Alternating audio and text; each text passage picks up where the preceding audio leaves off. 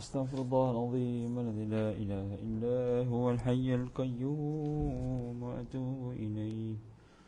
أستغفر الله العظيم الذي لا إله إلا هو الحي القيوم وأتوب إليه. أستغفر الله العظيم الذي لا إله إلا هو الحي القيوم وأتوب إليه. اللهم أنت ربي لا إله إلا أنت خلقتني وأنا عبدك وأنا على عهدك ووعدك ما استطعت. أعوذ بك من شر ما صنعت. أبوء لك بنعمتك علي وأبوء بذنبي فاغفر لي فإنه لا يغفر الذنوب إلا أنت. اللهم صل على سيدنا محمد وعلى آل سيدنا محمد كما صليت على سيدنا إبراهيم وعلى آل سيدنا إبراهيم وبارك على سيدنا محمد وعلى آل سيدنا محمد كما باركت على سيدنا إبراهيم وعلى آل سيدنا إبراهيم في العالمين إنك حميد مجيد. Assalamualaikum warahmatullahi wabarakatuh. Kita mulakan pertemuan pada pagi ini dengan membaca umul kitab Al-Fatihah. A'udzu billahi minasy syaithanir rajim. Bismillahirrahmanirrahim. Alhamdulillahi rabbil alamin. Ar-Rahmanir Rahim. Maliki yaumiddin. Iyyaka na'budu wa iyyaka nasta'in. Ihdinas siratal mustaqim. Siratal ladzina an'amta 'alaihim ghairil maghdubi 'alaihim waladdallin. Amin. Innal hamdalillah nahmaduhu wa nasta'inuhu wa nastahdihi wa nastaghfiruh wa na'udzu billahi min shururi anfusina wa min sayyiati a'malina. Man yahdihillahu fala mudilla lahu wa man yudlil fala hadiya lahu. Asyhadu an la ilaha illallah wahdahu la syarika lahu wa asyhadu anna sayyidana Muhammadan abduhu wa rasuluh. Subhanaka la ilma lana illa ma 'allamtana innaka antal alimul hakim. Qala rabbi shrah li sadri wa yassir li amri wahlul 'uqdatam min lisani yafqahu qawli. Amma ba'du. Tuan-tuan dan puan muslimin muslimat warga Facebook yang dirahmati Allah Taala sekalian, pertama dan selamanya kita merafakkan syukur pada Allah kerana diberikan peluang dan ruang untuk bertemu pada pagi yang berbahagia pada hari ini, yang saya kira hari ini telah pun masuk pada 7 Disember bersamaan dengan 12 Jamadil Awal 1444 Hijrah. Berbaki 24 hari lagi kita di tahun 2022 dan berbaki lebih kurang 108 hari lagi sebelum kita masuk ke bulan Ramadan Al-Mubarak. Hari ini merupakan hari putih, 12, 13, 14. Siapa puasa hari ini dapat pahala hari putih. Maka tanah bagi yang puasa. Yang tak puasa tak apa, esok masih lagi ada, boleh puasa esok insya-Allah. Jadi apa pun juga tuan-tuan dan puan, syukur pada Allah Taala kerana diberikan peluang untuk berada dalam ketaatan. Kerana peluang untuk taat ini tak semua ada. Ada orang yang meronta-ronta nak pakai tudung tapi bos tak bagi. Ada orang yang Allah Taala beri dia peluang untuk pakai tudung tapi dia pilih untuk tak pakai tudung pula. Ada orang merayu-rayu nak semayang, bos tak bagi. Ada orang boleh semayang langsung tak nak semayang. Ada orang macam-macam peluang kebaikan dibentangkan di depannya, maka dia tak sambut. Ada orang merayu-rayu untuk dapatkan sedikit peluang untuk mungkin melakukan ibadah, tapi tak ada. Jadi dalam hidup kita ni, kalau Allah Ta'ala bagi peluang untuk taat dan kita memilih untuk taat, itu rezeki yang amat besar. Maka bersyukurlah pada Allah Ta'ala kerana taufik dan hidayahnya kita dapat sama-sama hadir ke taman-taman syurga dan melaksanakan ketaatan. Mewakili barisan AJK Surau, An-Nur Fazal 3A, Bandar Seremban Selatan, mengalu-alukan kedatangan tuan-tuan perempuan ke Facebook, ke Facebook Surau An-Nur Fazal 3A, Bandar Seremban Selatan. Sumbangan untuk infak dana pembangunan surau ataupun pengajian surau boleh disalurkan ke 0501 2010 053038. Sumbangan tuan-tuan itu bank Islam lah. Sumbangan tuan-tuan untuk pembangunan dan pengimarahan aktiviti surau. Selamat datang diucapkan pada semua yang hadir. Tak dengar? Saya ulang adjust balik. Baik. Kalau tak dengar tolong maklumkan ya. Waalaikumsalam. Macam Atikah Siti Maisarah, masya-Allah. Macam Atikah daripada Melaka, Siti Maisarah daripada Terengganu, Kak Judah Osman, masya-Allah. Terima kasih hadir. Kepada Kak Harun Nizar daripada Sungkai Perak. Waalaikumsalam. Waalaikumsalam warahmatullahi wabarakatuh. Masya-Allah. Terima kasih semuanya. Masya-Allah. Kepada Cik Bunga Imah Ahmad, waalaikumsalam, daripada Selama Perak. Apa khabar Kak Imah? Lama tak jumpa. Allahumma salli ala sayyidina Muhammad. Ustaz tak dengar suara. Astaghfirullahalazim, buat apa? Okey. Tak dengar suara, kena minta tolong Makcik Atikah cabut balik ataupun kuatkan speaker ya. Terima kasih semuanya respon. Oh, baru ada. Baik. Jadi subhanallah, apabila kita diberikan peluang untuk masuk Ramadan, maka kita telah pun mendapat satu nikmat yang amat besar, yang umat-umat terdahulu tak dapat, dan orang yang dah mati pun tak dapat. Alhamdulillah, syukur pada Allah. Jadi kalau kita diberikan peluang untuk taat, diberikan peluang untuk ibadah, maka itu tandanya Allah Ta'ala lebih dahulu inginkan kebaikan pada kita sebelum kita nakkan kebaikan itu. Punyalah sayang Allah Ta'ala pada kita ni. Allah Ta'ala berikan peluang untuk kita melakukan taat. Ya. Syurga tu kan mahal. Kita kena beli syurga ni. Jadi kalau nak beli ni, kita kena buat ibadah. Jadi Allah datang ke bulan Ramadan untuk tingkatkan ibadah. Maksudnya apa? Maksudnya memang Allah suruh kita ke syurga, beli jualan murah, nak jualan murah syurga tu pada hari bulan Ramadan. Dan kita nak minta pada Allah Ta'ala sampai ke bulan Ramadan. Jadi kita kena tunjukkan kita ni layak. Mana boleh minta sesuatu yang berharga tapi kita main-main. Kita nak minta naik pangkat, kita bersungguh dalam naik pangkat.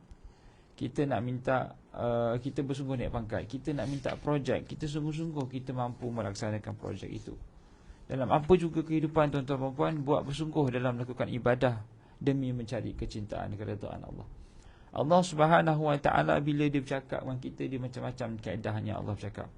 Sama ada kita dapat peluang untuk melakukan ketaatan, itu cara Allah bercakap, ataupun Allah Ta'ala hadapkan kita dengan susah, maka itu caranya kita bercakap. Allah bercakap dengan kita. Bila kita susah, Allah suruh kita bercakap dengan dia sebab dia dekat. Bila kita sakit, Allah suruh kita bercakap dengan dia sebab dia Maha Penyembuh. Bila Allah Subhanahu Wa Ta'ala datangkan sedih, Allah suruh kita bercakap dengan dia sebab dia Maha dekatlah. Sakit, susah, pedih, perit, semuanya itu menyebabkan kita boleh dekat dengan Allah Ta'ala. Tapi sayang kalau kita tidak dekat dengan Allah, kita lari dan kita pergi ke tempat yang tidak sepatutnya. Allahu Akbar. Tuan-tuan, perempuan, muslimin, muslimat yang dirahmati Allah Subhanahu Wa Ta'ala, maka kita menyambung perbahasan kitab peringkat godaan bagi manusia dalam kitab Minhajul Abidin, wasiat Imam Ghazali, yang mana dalam kita menelusuri perjalanan hidup ini pasti akan ada ujian hidup.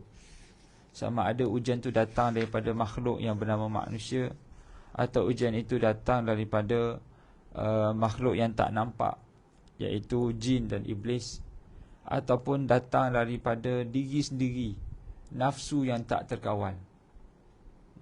Jadi dalam kita nak menghadapi ujian-ujian ni, tuan-tuan perempuan, kita perlukan ilmu.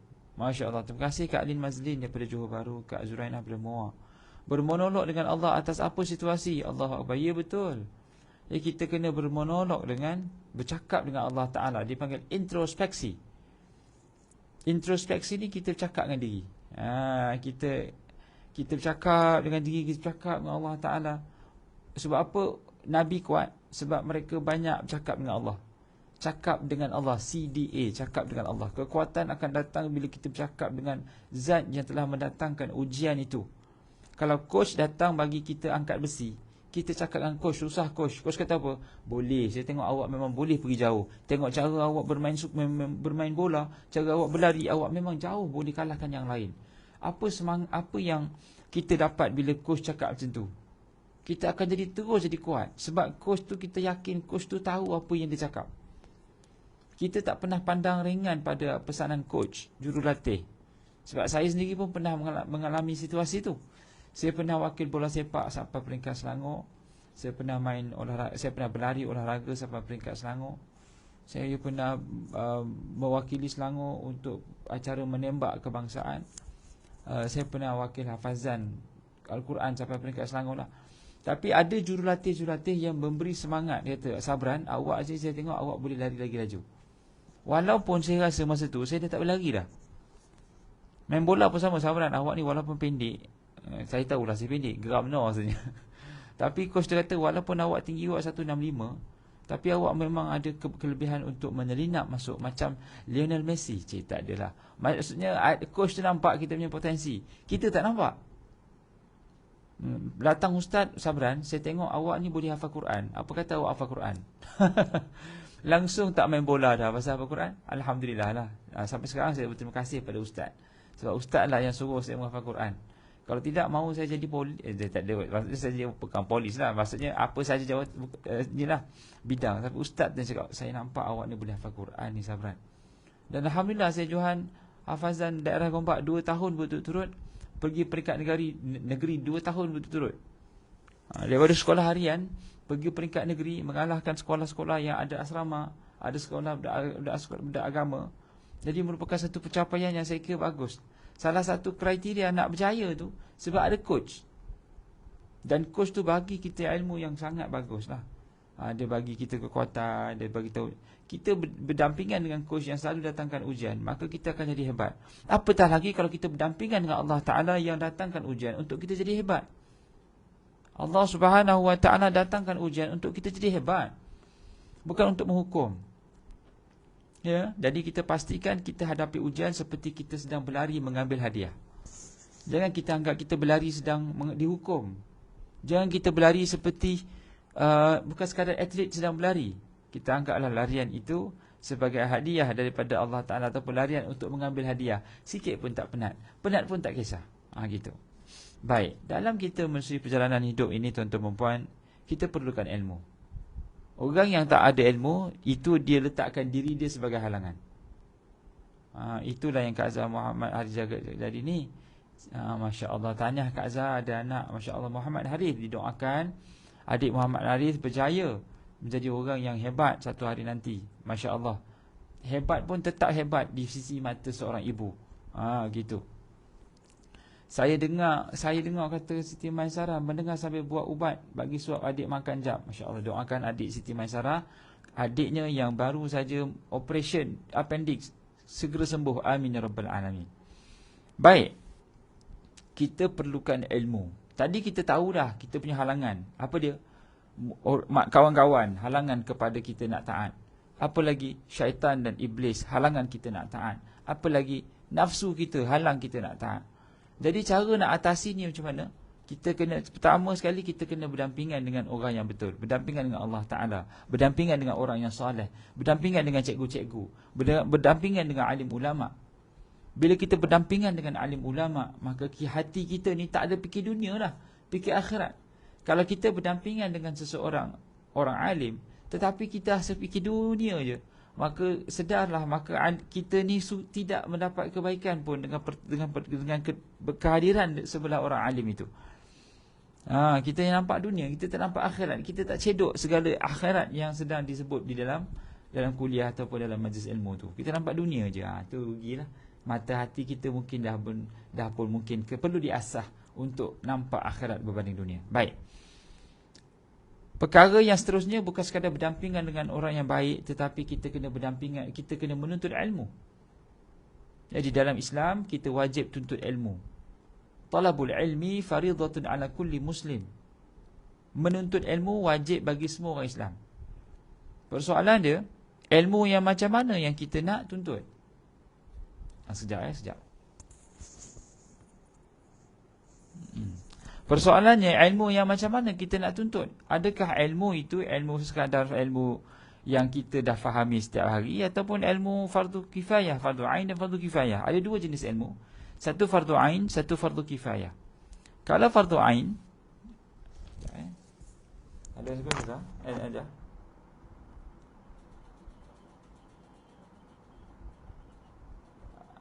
Pokok apa tu ke? Ajar. Setengah kejap. Sekejap. Nanti saya nak tengok jalan kejap. Sekejap. Jadi ilmu ni ada dua, tuan-tuan puan. Satu ilmu fardu ain, satu ilmu fardu kifayah. Kalau fardu ain wajib, fardu kifayah wajib juga, tapi bergantung pada orang lain. Kalau orang lain dah ada kat kawasan ni, seorang cikgu matematik, maka kita tak payah belajar jadi cikgu matematik. Kita belajar matematik tapi bukan jadi cikgu matematik. Begitu. Kalau ada seorang mandi jenazah dah, jadi yang lain tak payah mandi jenazah dah, sebab dah ada seorang boleh mandi jenazah. Jadi ilmu ini wajib pada semua orang pada fardu ainnya. Kalau kita tak belajar solat, jadi kita kekal jahil. Tak boleh kalau seorang je pandai solat, yang lain tak solat, tak boleh gitu. Jadi solat ni wajib pada setiap individu.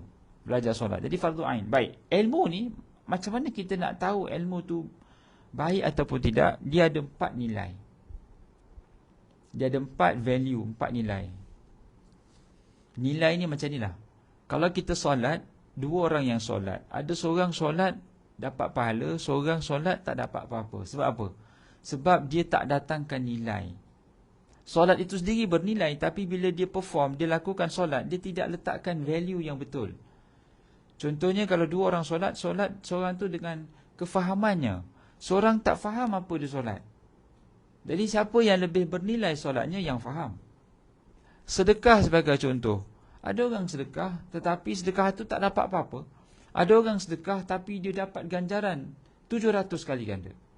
Kerana apa? Kerana nilai yang dia bawa pada sedekah, iaitu ikhlas. Dan dia bagi benda yang terbaik. Dia bagi pada orang yang betul, yang terbaik, yang memerlukan. Ya. Jadi itu nilai lah. Nilai pada Allah SWT Muhammad. Nilai pada infak. Nilai pada bacaan Quran apa? Kita faham, kita baca. Kita amal, kita baca. Kita sampaikan apa yang kita baca. Itu nilai pada bacaan Quran.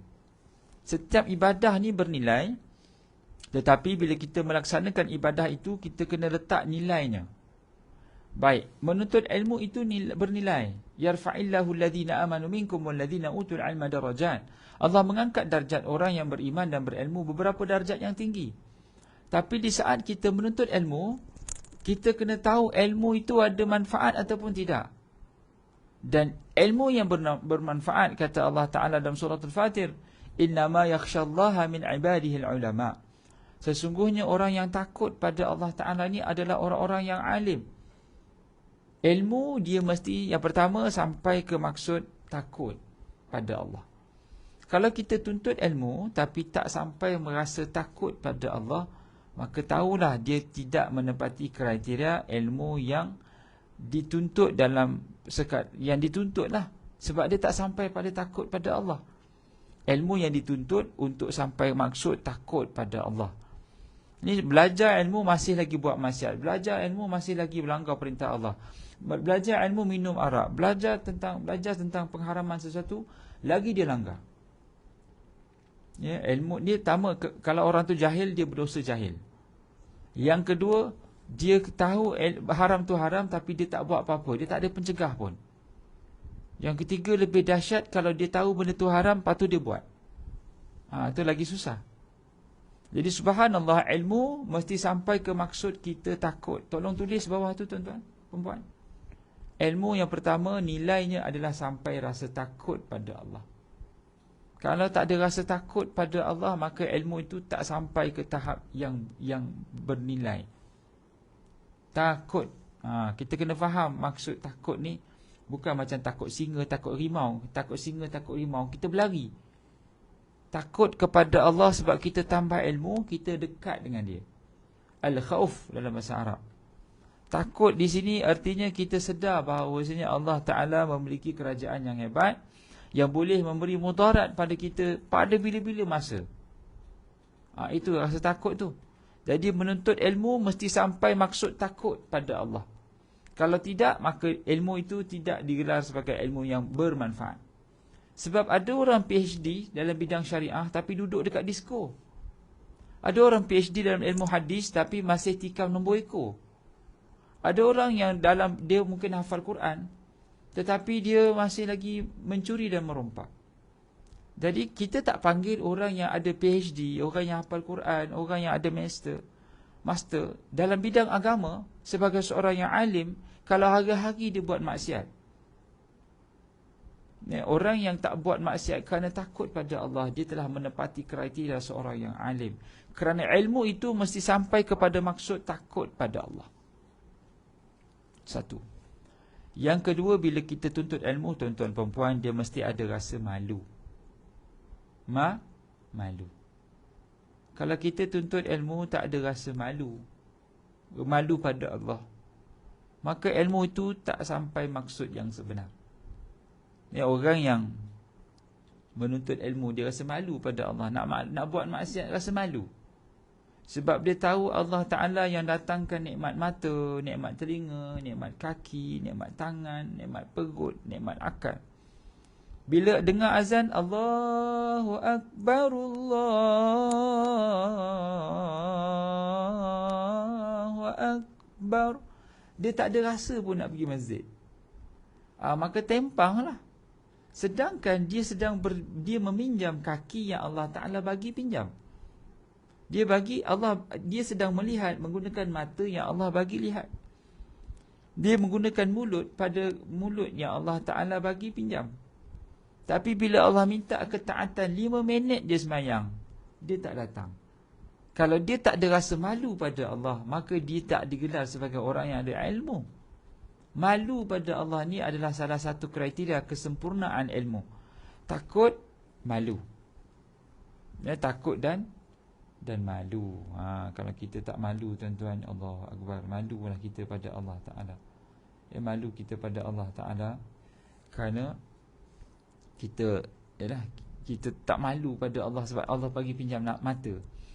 Kalau rasa nak rasa malu, kita macam ni lah. Kita ni bos bagi kita rumah kereta untuk kita jaga branch atau jaga pejabat.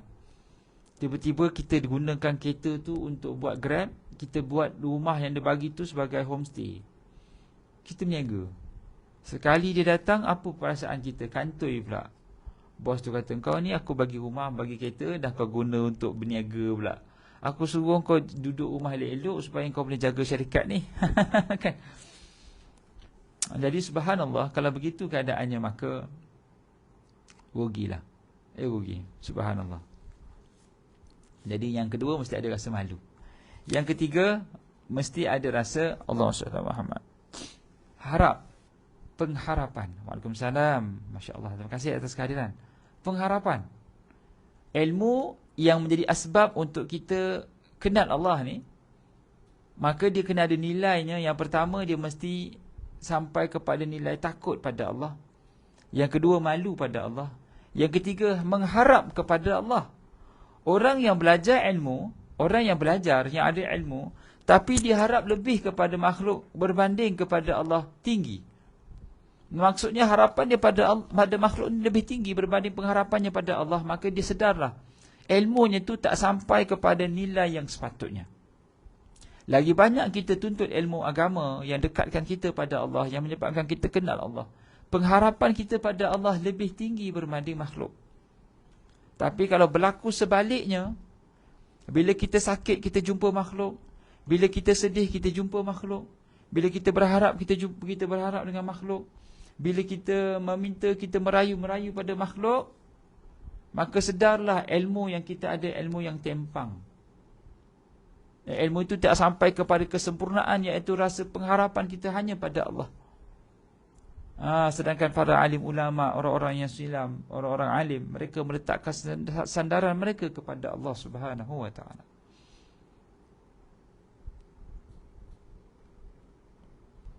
Baik. Ilmu yang keempat,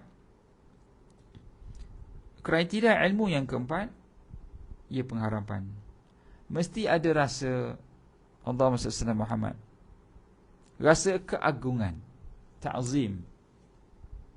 Ilmu yang kita belajar, yang memberi manfaat, akhirnya nanti dia mesti ada nilai keagungan Allah, keperkasaan Allah.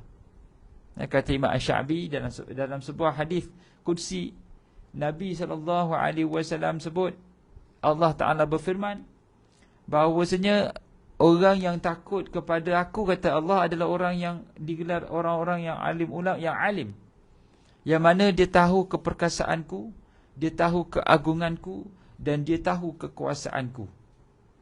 Jadi kalau orang tu dia tuntut ilmu, dia tidak ada rasa agungnya Allah Ta'ala, maka ilmunya tak sempurna.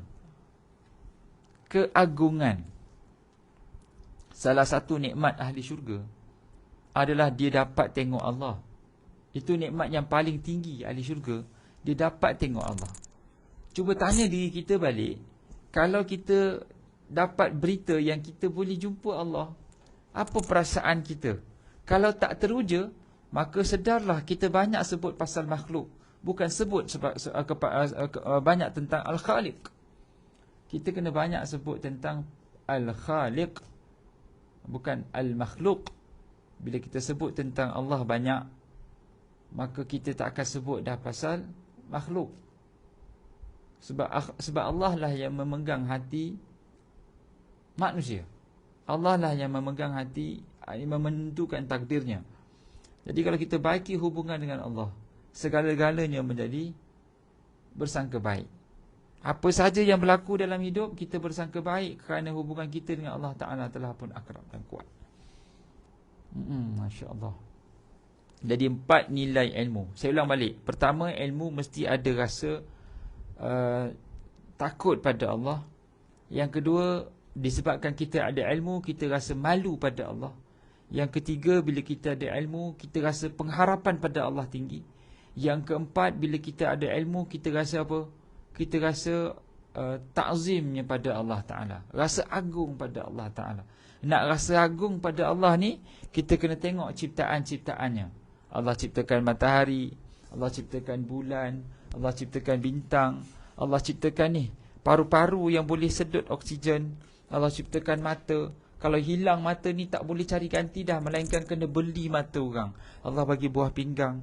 Kalau buah pinggang ni rosak, kena cari orang yang boleh derma buah pinggang. Jadi rasa ta'zim pada Allah ni dengan kita melihat nilai yang ada pada diri kita yang Allah bagi pinjam. Kalau kita tak nampak value dan nilai itu pada diri sendiri, maka kita belum sampai ke tahap menilai nikmat yang besar. Ya, subhanallah. Sama jugalah sebenarnya kita ni menjadi sedih dan menjadi duka cita kerana kita mengenangkan nikmat di tangan manusia. Yang mana kita tak dapat nikmat itu, kita rasa kita tak ada nikmat. Sedangkan Allah Ta'ala bagi tahu dah, aku bagi kamu nikmat banyak. Wa in ta'uddu ni'matallah la tuhsuha. Kalau kamu kira nikmat yang kamu ada, kamu tak akan terhitung. Yang kita hitung nikmat pada tangan orang. Sedangkan tangan orang, nikmat di tangannya itu ceritanya lain. Tajuknya lain, orangnya lain, rezekinya lain, ceritanya lain. Cerita lain, maksudnya cerita lain. Cerita kita. Kita ni seorang anak kepada seorang ibu yang bernama sekian. Kita dibesarkan di sekolah sekian. Kita ditakdirkan bekerja sekian. Itu cerita kita. Cerita dia lain. Mungkin seorang wanita melihat wanita lain, dia bahagia, saya tengok awak dekat Facebook romantis dengan suami, berjalan ke sana ke hulu ke hilir. Yang kita nampak itu yang dia pamerkan.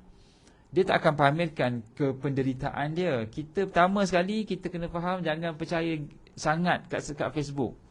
Berita kat Facebook yang orang pamerkan, jangan kita percaya sangat. Sebab dia pamerkan yang dia bahagia, yang dia sengsara dia tak pamerkan. Yang kita rasa kita dalam keadaan kesengsaraan, yang orang lain bahagia je. Bila kita start buat bandingan macam tu, kita rugi. Dan sepatutnya kita kena pandang macam mana bila orang lain tunjukkan kebahagiaan di Facebook. Itu adalah kekuatan yang kita perlukan untuk kita beri bahagia pada ahli keluarga. Bukan kita harap untuk kita dibahagiakan. Tidak. Kitalah yang membahagiakan ahli keluarga kita. Sebab erti sebenar bahagia adalah membahagiakan. Boleh faham tak? Erti sebenar bahagia adalah membahagiakan. Sebab orang yang tak mampu membahagiakan, dia tak bahagia. Dia tak bahagia. Yalah, dia cuba cari kebahagiaan di luar. Dia kahwin dengan A, tak bahagia. Kahwin dengan B, tak bahagia. Kahwin dengan C, tak bahagia. Sebab bila dia kahwin, saya nak awak bahagiakan saya. Bahagiakan saya tu dia tak boleh nak mendefinisikan bahagia. Bahagia ni bukan kita tunggu datang, tak. Bahagia ni datang daripada dalam, terzahir di luar. Macam telur ayam pecah dari dalam. Dia tak pecah dari luar, pecah di dalam. Mak ayam dia akan eramkan telur ayam. Telur ayam ni menetas dari dalam.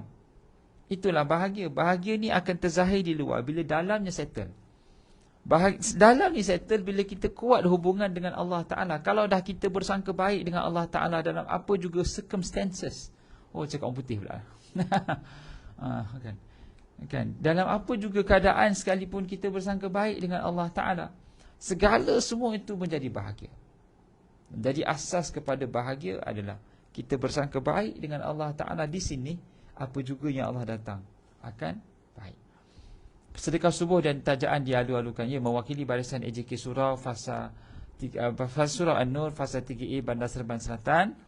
Saya mengalu-alukan sumbangan tuan-tuan perempuan, ya. Surau pada ketika ini berjalan atas dasar infak tuan-tuan perempuan, dan surau banyak mengadakan aktiviti-aktiviti yang sangat bermanfaat. Saya kira bukan sekadar di kawasan lokaliti surau di Seremban, tapi juga banyak memberi manfaat kepada seluruh negara.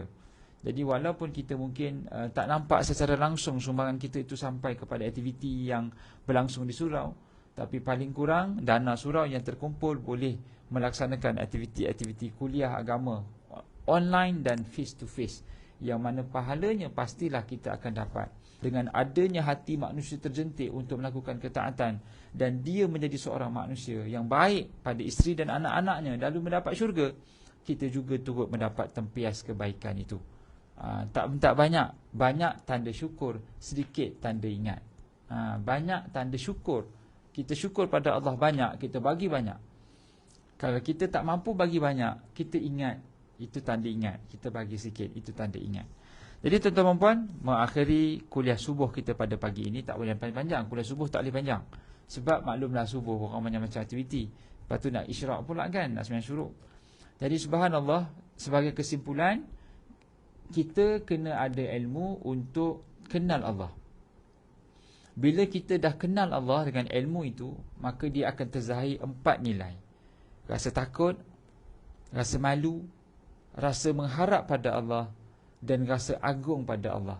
Maka 4 nilai ini kalau kita ada, maka kita punya martabat semakin meningkat. Semakin meningkat. Belum tinggi lagi, semakin meningkat. Bila nak buat maksiat, rasa takut, rasa malu, rasa harap, rasa agung Allah.